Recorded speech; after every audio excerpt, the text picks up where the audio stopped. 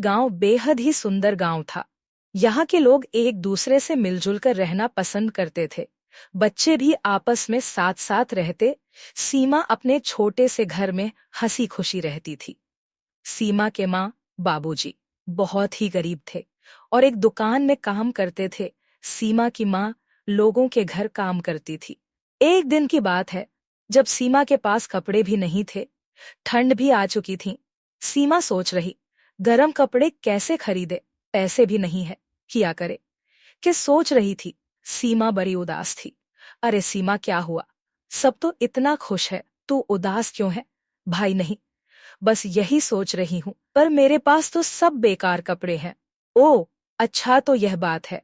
एक काम कर, तू मेरे कपड़े पहन लेना। नहीं पूजा, मेरे पास जो है मुझे उसी में खुश रहना चाहिए।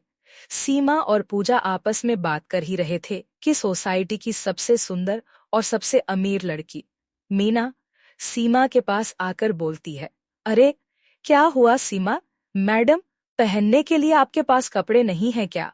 वैसे मैंने सुना है तुम्हारी मम्मी कपड़े की दुकान में काम करती है, तो बोल दो ना उनको कि तुम्हारे लिए बहन जी वाला सूट ला कर दे। तुम्हें मेरी परवाह करने की कोई जरूरत नहीं है, समझी? तुम अपने पर ध्यान दो।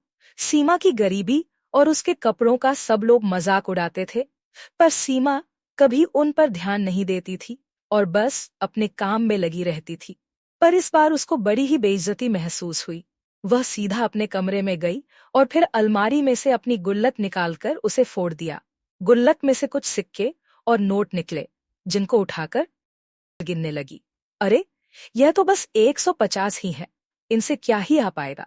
मुझे नहीं लगता मैं किसी पार्ट मुझे नहीं लगता मैं किसी पार्टी में जा पाऊंगी और पुराने कपड़े पहनकर मुझे वहां पर बेइज्जती नहीं करवानी।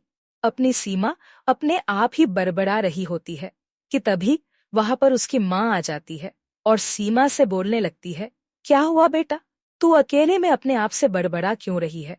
अरे कुछ नहीं माँ, बस वो ना, तो मेरे पास कोई नए कपड़े नहीं है। सोचा था कि नए कपड़े खरीद लूंगी, पर गुल्लक में इतने पैसे ही नहीं है। तो तू एक दुकान जाकर एक सुंदर सी अपने लिए ड्रेस ले आ।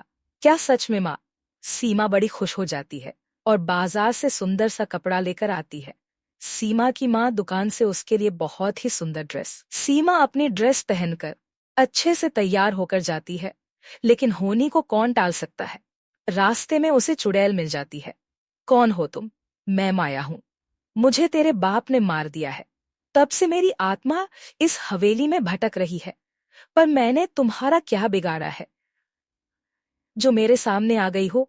मैं तुझे मारकर अपना बदला लूंगी। मुझे मारकर तुम्हें क्या शांति मिल जाएगी? हाँ, मैं तुझे मारकर तेरे बाप को सबक सिखाऊंगी। मेरे बाप को क्या सबक सिखाओ? ओ, इस दुनिया में है ही नहीं। ओ, अपने पाप की सजा भुगत चुका, अब मुझे जाने दे। सच बोल रही है। हाँ, अच्छा हुआ। सुंदर की सांसें त्यों से वहां कांपने लगता है। कौन था? और यह क्या? यह पेपर, इस पर तो खून की स्याही से लिखा है, मैं तुम सबकी जान ले लूंगी। तभी सुंदर बहुत ज्यादा डर जाता है और वह तुरंत अपने भाई को उठाकर उन्हें सब कुछ दिखाता है, साथ ही वह पेपर भी दिखाता है। मेरा मेरा यकीन कर भाई, मैं झूठ क्यों बोलूं भला? मैंने सच में किसी सफेद साड़ी में सीढ़ियों से नीचे की तरफ जाते हुए देखा है। वो गाना गा रही थी। लेकिन विजय सुंदर की बात पर यकीन नहीं करता और सुंदर उस चुड़ैल के पीछे पीछे चला जाता है और उसी भूतिया हवेली में गिर जाता है। अगले गांव वाले बहुत परेशान हो जाते हैं। गांव वाले बहुत परेशान हो जाते हैं।